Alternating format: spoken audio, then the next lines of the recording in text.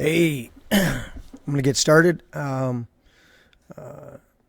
else have to catch up on the rebroadcast. Let me know if you guys are hearing me all right. I can hear myself okay, but that doesn't mean anything. So, I tried to get on here the other day, yesterday, after going pretty good the first day. Ran into some difficulties. There was a whole bunch of updates that I had to do and kept kicking me out. And so finally, I think I have all those updates going because everything's showing up and monitoring properly. So we'll see how this goes. Looks like everything's going good. But yeah, I want to talk about a few things today. I've been meditating on some other stuff, and I'm going to get into a big section on that. Probably a 2 or 3 parts because these are supposed to be quickies. So I'm trying to limit them to being on here for about half an hour. But those of you that know me know I can be on here for until I get exhausted. So, but today I wanted to talk about a couple things. One, what I have pulled up. I wanted to talk about. Wow, that brightened my face up going to that page, didn't it? I want to talk about what it means to. I mentioned this the other day. To have land and possessions, what it means to have ownership. And that's one of the things right now that's being attacked, that's being vilified is ownership. And I wanted to talk about that because I mentioned it the other day.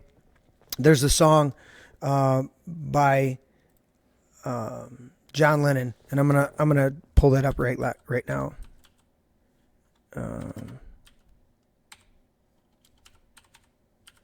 I'm going to pull up Imagine lyrics. So imagine, he starts off with, imagine there's no heaven. It's easy if you try. Know how below us, above us only sky. Imagine all the people living for today, which in and of itself is a nice concept, not necessarily getting rid of heaven and hell, but just living for today. That's the part that's nice to me. The next section, imagine there's no country. It isn't hard to do, nothing to kill or die for, no religion too. Understandable, but also I was thinking about this the other day about just the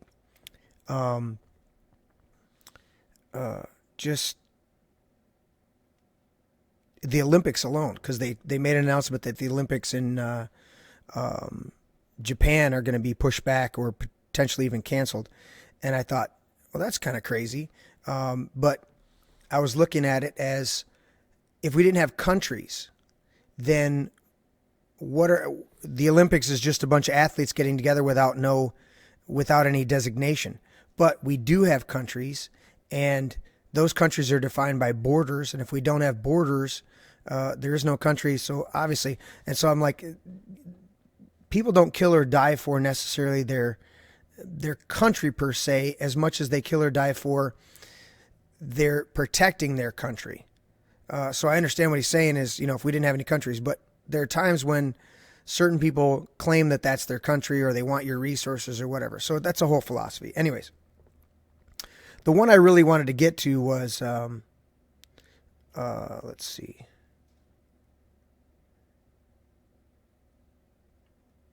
This line right here. I don't know if you can see it. Yeah. Imagine no possessions. I wonder if you can. No need for greed or hunger. The brotherhood of man. Imagine all the people sharing all the world. And I get that. I do get that. But what I wanted to talk about today, is just this idea of what it means to have possessions and a deeper understanding. And obviously what he's talking about there is the greed or hunger. It's like, yes, there's greed, there's hunger, there's different things like that. But is that the result of man having things, or is that a result of the perversion of man having things? And what I mean by that is, it's not wrong to have stuff. It's wrong to have stuff that you use it against your fellow man to control him. So let me get into this real quick. I'm gonna do this. So this is the King James, because that's how Blue Letter Bible handles it. And I'm gonna switch to the desktop so you can see it. But it says, "Let us make man in our image," verse 26 here, and after his likeness, and let them have dominion over the fish of the sea and the fowl of the air and over everything that creeps on the earth, right? I wanted to focus on that word dominion. And so we come down here where it says it. I scrolled too far. Right there, dominion, okay? That's 7287, and I already pulled it up, so I'm going to switch over to the screen. And so what it means is to rule, to have dominion, to dominate, to tread down, to have dominion, to subjugate. And there's a couple other places to give you context. We're going to get into that one right there in a minute. There's another one right there, shall not rule over him with rigor. But I wanted to do this one. Here's Webster's.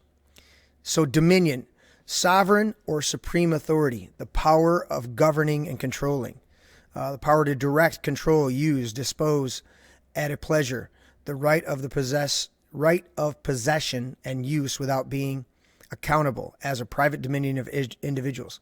So when we're talking about dominion, we're talking about that definition right there, sovereign or supreme authority. So when the Lord said in this accounting in Genesis, let them have dominion, it's not, that's even a paraphrase there, but it's literally likeness, dominion over what? Over the fish, the birds, the cattle, every creeping thing that moves on the earth. So first and foremost, we were given dominion over everything that's on all the creatures of the earth. Then it says here in verse 28, he blessed them and said to them, be fruitful and multiply, replenish the earth, subdue it, and have dominion over the fish of the sea, the birds of the air. Again, the word subdue is what we want to focus in on now. And that scrolled a lot. So we're going to replenish the earth. Let's look at that one first. Replenish. To fill, to make it full. Okay? Then let's look at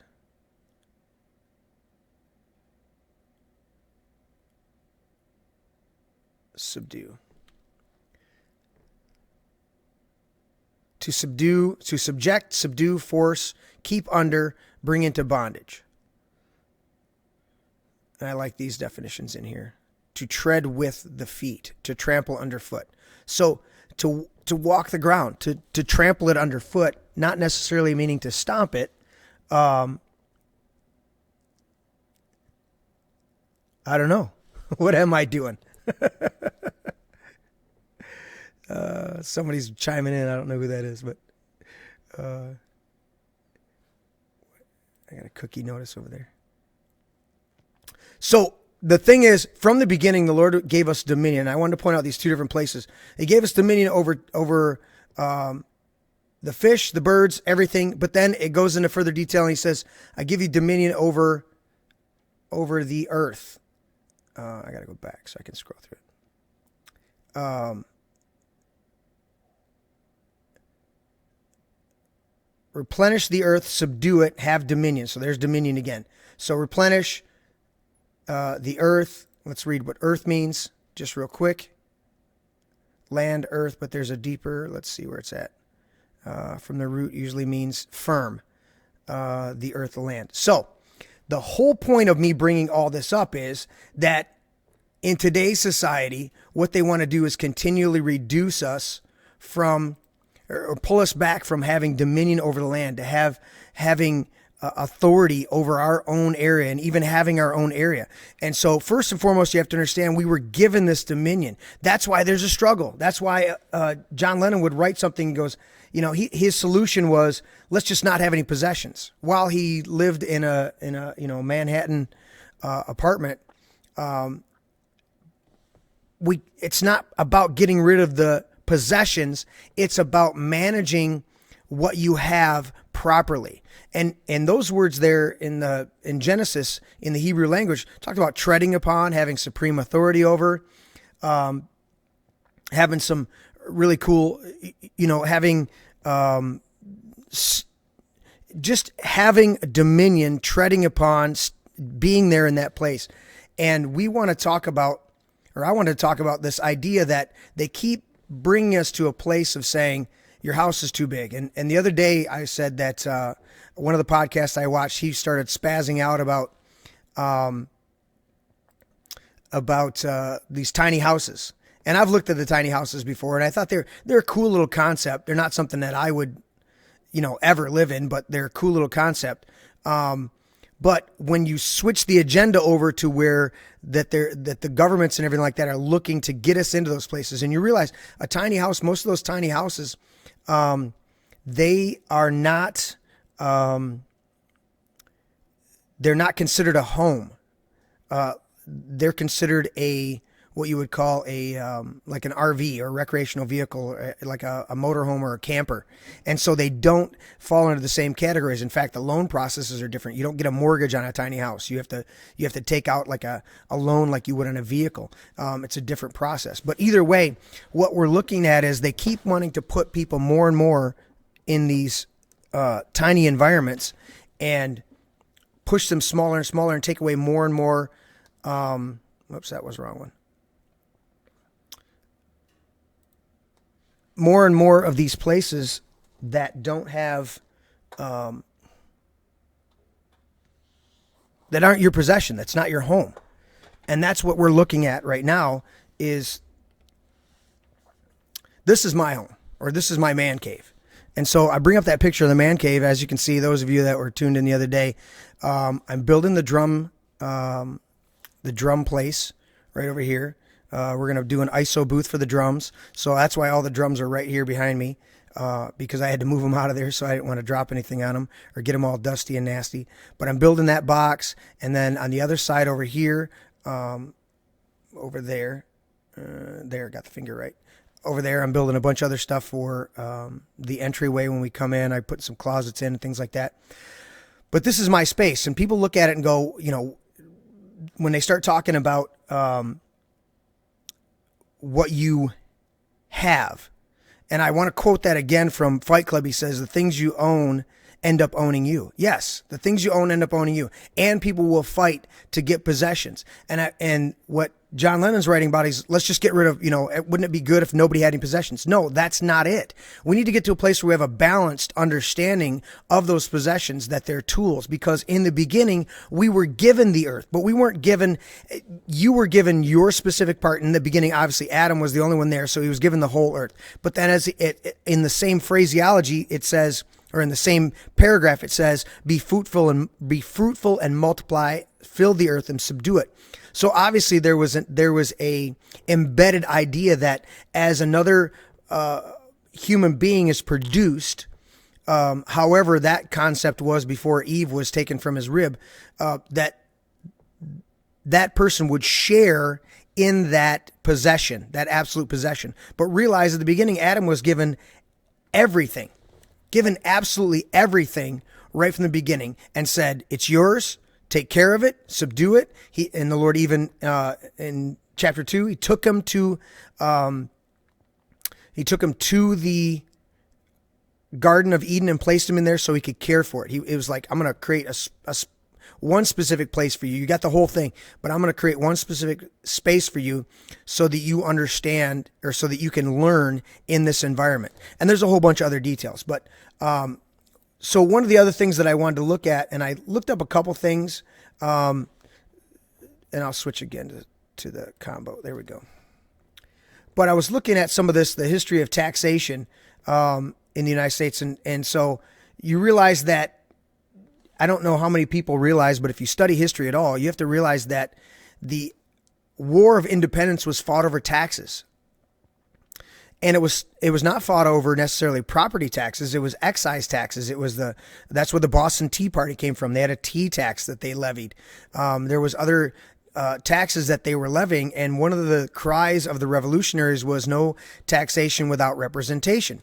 And so they were very meticulous when they set up the Constitution in this country to be aware of the taxes that they were imposing, because they just fought an entire war and broke away from their mother country over the issue of taxes. And now if you look at the taxation of America, it is, if we took those things that were out there, if we took, let me say it like this, if we took the current tax code and we applied it to the Declaration of Independence, It's far more egregious what is going on right now than what King George was doing back during the Revolutionary War. I mean, it's exponentially far more. And so what I was looking at was, well, first and foremost, you realize that in the preamble it says that all men are created equal and are endowed with their creator with certain unalienable rights.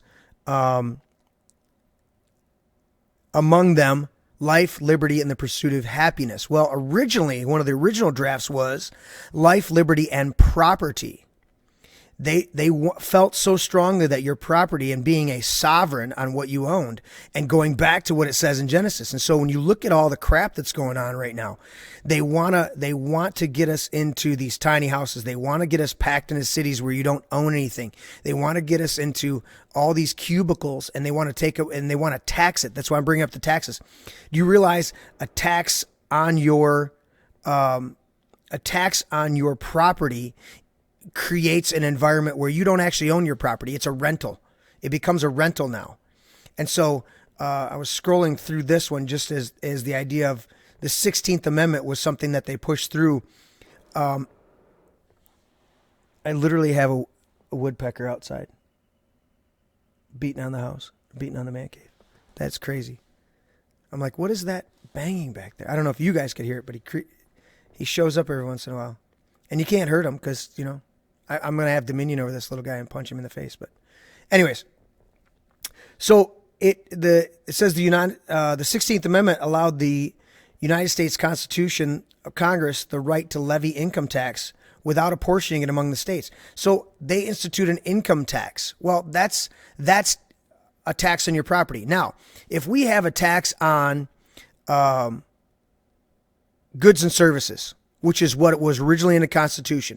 So I go and I buy something. That's my choice to buy it. That's my choice to walk in there and purchase something. And I understand that part of my purchase goes to funding the government and keeping the government operating. And then the government in turn has public works that support those businesses, streets and stuff like that. I understand that. If I go and I pay for gas and there's a gas tax and it's not outrageous like it is here in Michigan, and they actually fix the roads, then I'm getting value out of that tax. There's a reciprocal, but we know government is extremely wasteful, and we know that they always encroach and become more and more controlling if there are not suppressions and limits on that government. And so what we're dealing with right now is this increase of taxation, which creates more and more of this environment of control.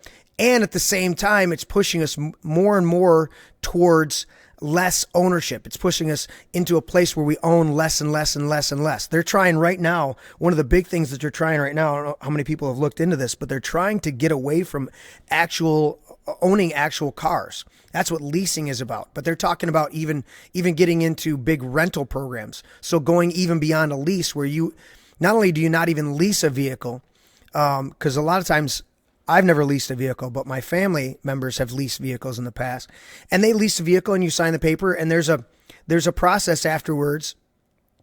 Or there's usually a provision put in there of that you can buy the vehicle at the end of your lease, according to mileage and whatever and depreciation value and blah, blah, blah, blah, blah.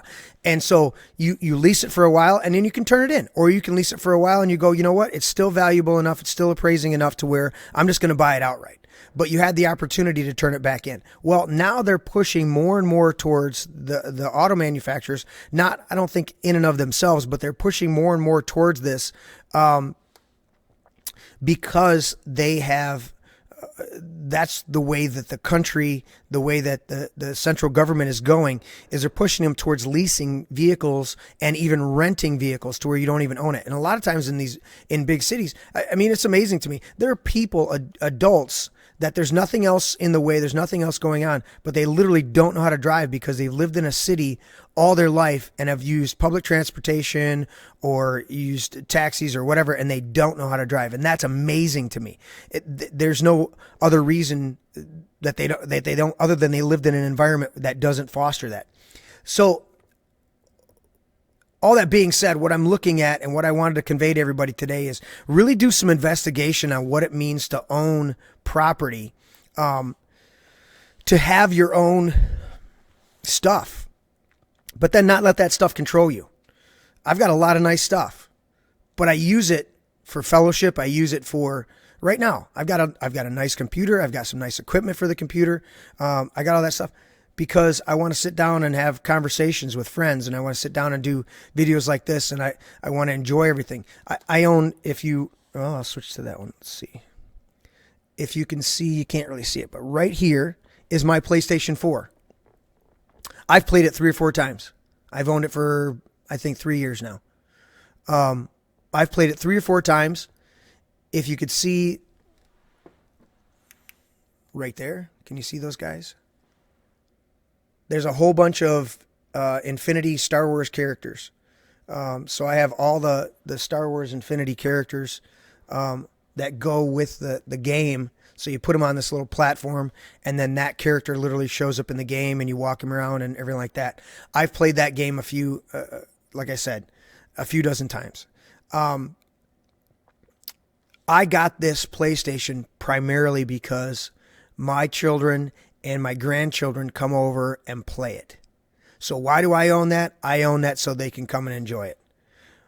There's a whole bunch of other things here that in fact, there's a coffee maker over there.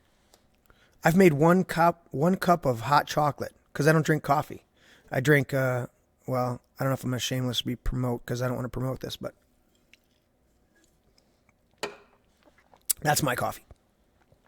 But I own a Keurig, instant coffee maker, the little K-cup thing over there. One of my clients, I was working for her, and she says, here. And she gave me a machine. I've made 1 cup of hot cocoa. It's funny how many people come into the man cave and they go, hey, where's this for the coffee? And where's that for the coffee? And I go, I have no idea. Yes, this is my man cave, but I have no idea where that stuff is. You know why? Because I don't do it. I don't drink coffee. That is here for you. So my point being is I have things in here that are absolutely for me. They're mine. I have other things in here that are not for me. They're for the people that come and hang out with me and fellowship with me. And that's why they're here. And if you understand that, that's what having possessions, that's what's having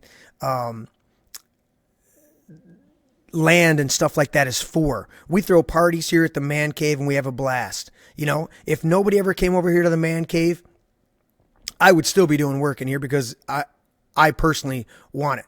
But it fuels me even more that my friends and family come and hang out here and we have a great time that I have this. And when we're looking at what this is I'm pointing over at the computer, but it says that we're supposed to have dominion.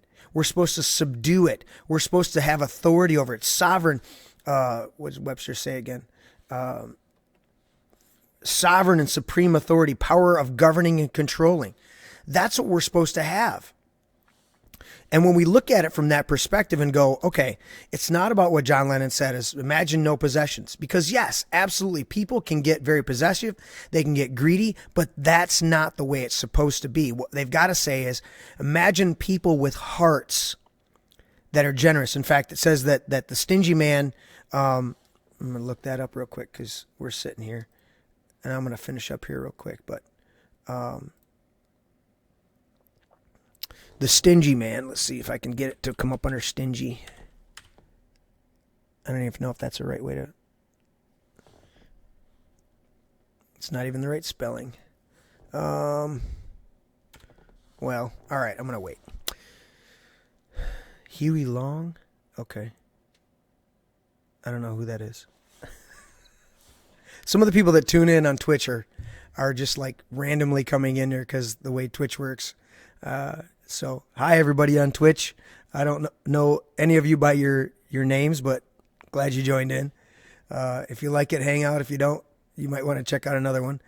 And I know this one's a little bit heavier than I was the other day, but I'm going to get into some cool stuff on the next few. But I wanted to get this one out because this was on my brain, and this is my brain. So I'm talking about what's on my brain. Anyways, there's a proverb that talks about how the stingy man withholds unjustly while a generous man gives without sparing. He gives even though it may be his last. He's going to share his last. And that's the idea of what it means to have really good possessions, is to, or a really good heart about your possessions is, are you using them to not only take care of you and your own, but also to be generous to share? If I've had a big house, I lived in a 8,000 square foot house, and we entertained all the time. We loved having people over. We fed people. We took people in. It was just a blast. It was a great time, and we enjoyed it. And it was a wonderful time, and we had a lot of fun. And that's what that place meant to me. It meant that we were able to enjoy ourselves. We were able to have a lot of fun. And that's what it's about. If we take it to any other level and we say, I just want a whole bunch of stuff. Well, now that's a perversion of what God intended. And that's the key. It's not the possessions in and of themselves that are bad. It's not money that is bad. I want to get into a show and talk about some money, but it's not the money that's bad. It's not the possessions that are bad. It's the heart motivation. And that's what it all goes back to. And so I say, imagine, no greed in people's hearts that translates into a perversion of what God intended for us to subdue the earth. That's more of a phrase. But I understand where John Lennon was. So anyways, I wanted to share that a little bit today, talk about what it means to have dominion. We were ordained. We were called, we were created by God. That's where it was created by God to have dominion, to take authority over the earth. So when you look at the whole climate change movement, you look at armies and wars, and you look at all this stuff, part of that origin comes back to, of course, money's involved in that, but that's a possession as well. But if you come back to the origin of it, it's all a either good or bad. And I would say in climate change and war and some of the other ones, it's bad, because they're trying to control. When they say, we got to reduce the carbon emissions, we got to reduce this, we got to reduce that. That's them trying to control, to have supreme authority. They're not in the right place of dominion, meaning to have supreme authority or sovereignty over something, to govern it or control it. They're trying to control each other. So they've taken what God ordained as controlling the earth, and they've translated it into trying controlling each other. And that's where you make the mistake. That's where you mess up. And when you take the possessions that you have, and instead of being generous with them and sharing with other people, you use them against people or use them to control people. I've watched so many times where people use what they have and other people are in need of it, or at least want it, and they use that to control those people and get what they want out of them. And I'm like, dude, I've been around some people that are extremely generous, and when I get around those people, I try to tread very carefully, because I don't want to abuse their generosity or insinuate that I'm only there because of their generosity. I'm there because I want to be there, because I want a fellowship. I want to be their friend.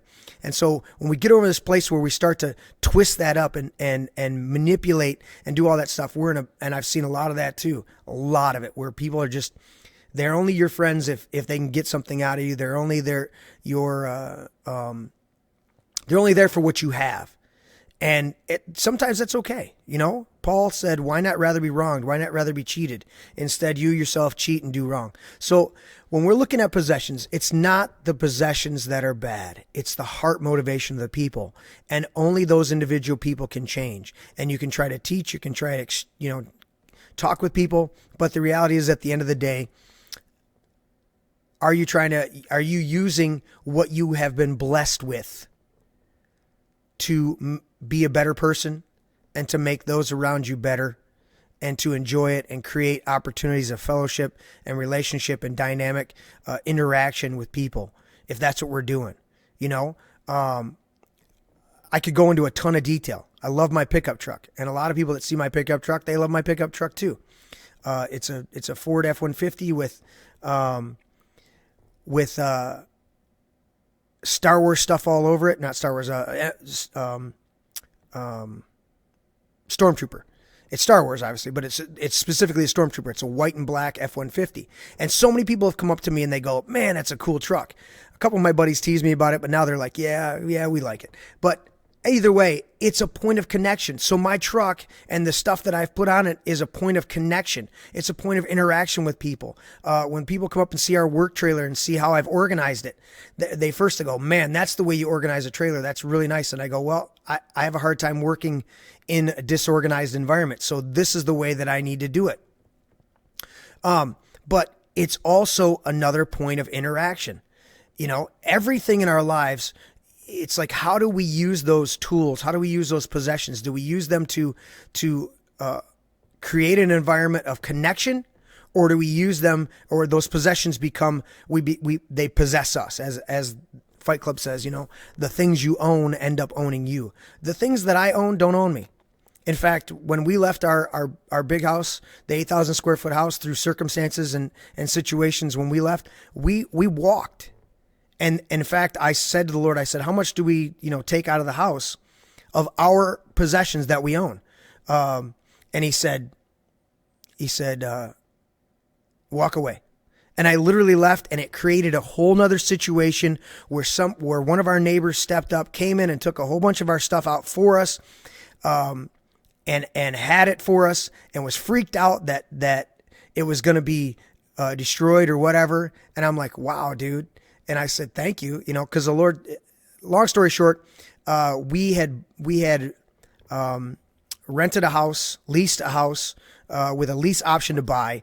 The owner defaulted on his mortgage, and we went through a battle with the banks for the next 6 years, trying to get ownership of this house that we had a legitimate contract for, that we'd put well over $100,000 into fixing up. What happened was, the gentleman was already in a rough place with his mom's calling me. I'll call her right back. We were already in a rough place with the house. He was on his mortgage. And so we came in and we said, okay, look, we're going to give you the money to lease the house. You use that money to catch up on your payments, and then we'll enter into negotiations for a lease option to buy. And we tried 4 different times with this guy to sit down at the table and do a lease option to buy. And ultimately, he defaulted on the mortgage. Well, we went through the process because we weren't the mortgage holders, and we were leasing it. So we weren't squatters. We had every legal right to be there. And so we went through this process. Well, it was in 09, it was 08, 09, right in that area that all this process started. So of course the crash happened and everything fell apart. And so we were in this quasi area, this vague area with the house. Well, every intention of ours was to either go to a sheriff's sale or whatever and purchase the house outright. We'd already put money in it. We had our paperwork saying, look, this is how much we put into the house in the, for the reason of coming in and owning it at a certain point, but we understood where the owner was. And so we battled with the bank for a long time, and the Lord told me to stay there for a long time. And we went to court. We went to a bunch of theirs. And finally, after all this time, it got to a place where the Lord said, okay, you can leave. And I said, Lord, what do I take? And I grabbed my clothes and everything like that. And he said, we had some nice stuff. And he said, just leave it. And I was like, really? Okay. Now, some stuff we did call ahead and had, some of the, I don't remember what was it? One of the ministries out there that comes and gets, furniture and different things and rehabs them and takes care of people. We did call them, and a lot of the stuff went there, but there was still a number of things left on the property. My car was there in the garage stored for winter. It was still wintertime. And so they said, hey, sheriff's sale came up, and they did a whole bunch of shenanigans with that. They didn't publish it. It was shady as all get out. Literally one bank, the day before the original sheriff's sale, the one bank sold it to the other bank for $1 and then didn't hold the sheriff's sale. And then a year later held the sheriff's sale, but didn't republish all the documentation like they were supposed to. It was just shady, man, what the banks were doing at that time. It was ridiculous. So either way, we left, there was a ton of stuff there. Just a a whole bunch of our possessions, tables and chairs and music equipment and all sorts of things. And the Lord told me, just walk. And they were supposed to come on a Tuesday and evict us because we exhausted. Actually, we didn't exhaust. I told my lawyer at that point, I said, I'm done. Just withdraw our objections. So we quit. And that was based on what the Lord told me, because up until that point, he'd been telling me to fight and he was taking care of it. And it got to the point where I was like, okay, we're done. And that Tuesday they came and they were gonna throw all of our stuff out in the yard. Well, that night my neighbor came over and went through the whole place and grabbed everything he thought that I wanted. And he thought just something happened or we didn't get the memo or whatever, because there was a sign saying that it was going to be, gutted. And so we show up on a Thursday and he comes running over and I'm like, dude, they stole all my stuff. They didn't clean out the house. They just stole the good stuff. He goes, no, it's literally in my garage. And I'm like, what? He goes, you weren't here Tuesday. And he's like, I was freaking out. I didn't know what you were doing. And I said, the Lord told me not to worry about it, that he was going to take care of it, that they weren't even, that nothing was going to, and he goes, are you kidding me? I'm like, no. And so literally all of our stuff got taken out by my neighbor. It was a point of connection and interaction. All the stuff that he grabbed was the stuff that I would have taken if the Lord hadn't said, don't worry about it. I ended up giving him half of that stuff. I was like, dude, have it. Just take what you want.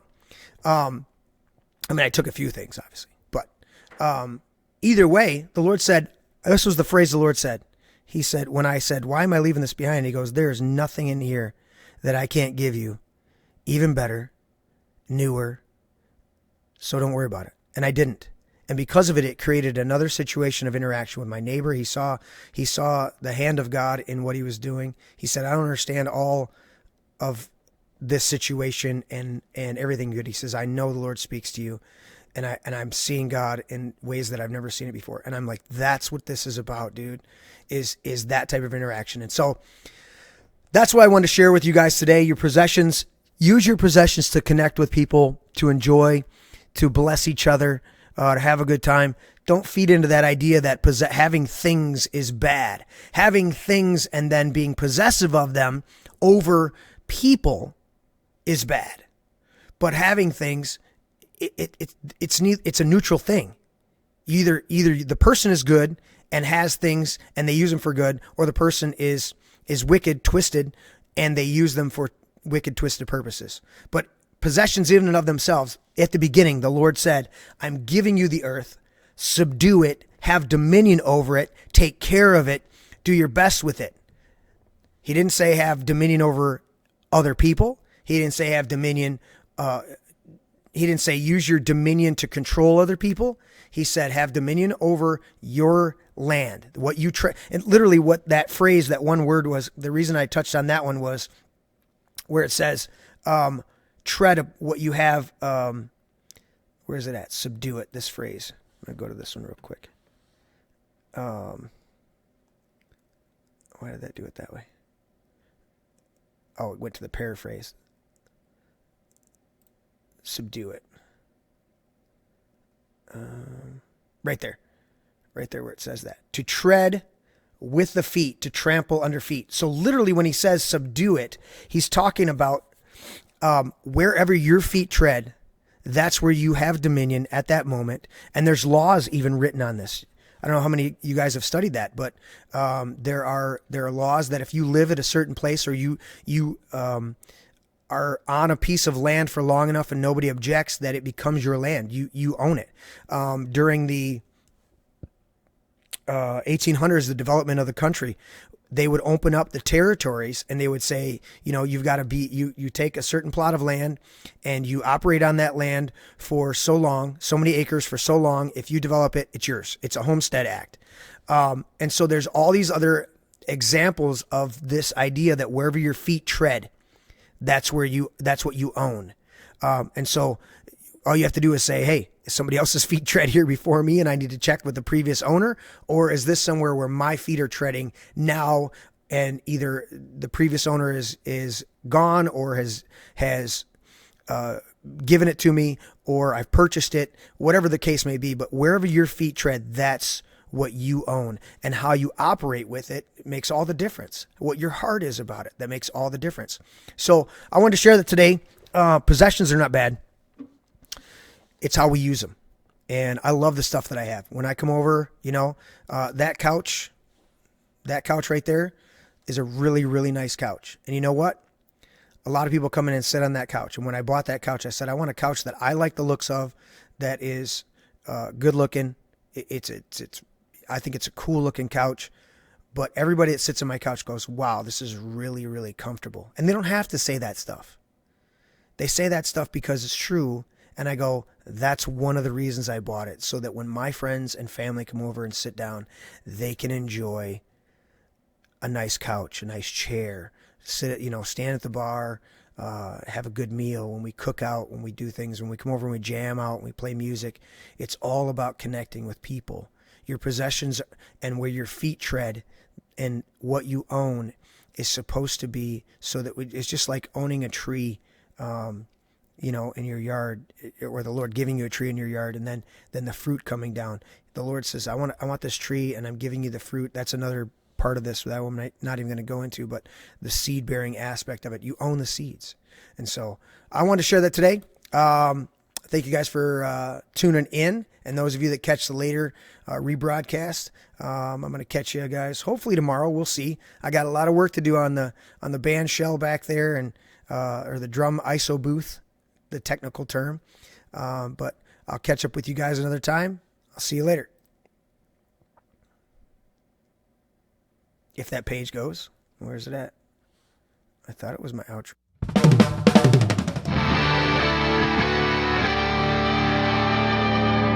This is my brain. Dad, that's an egg. Yeah, that's an egg. Honey, Dude, that's an egg. seriously. Yeah. That's an egg. It's a metaphor. Yeah, but that's an egg. That's an egg. All right, Jeremy, I hate to break it to you. That's an egg. I know my brain is not actually an egg, okay? It's a metaphor. Metaphor or not, that's not your brain. It's just an egg. Una cerveza para mí. My egg is my brain. It's still an egg. Can I at least have some bacon, maybe some sausage with that egg, though? Oh, I want some bacon. I don't know, man. I'm not good at this shit. I want crepes. Okay. Can I have some bacon and pancakes with that egg? I'll take it with scrambled eggs and cheese.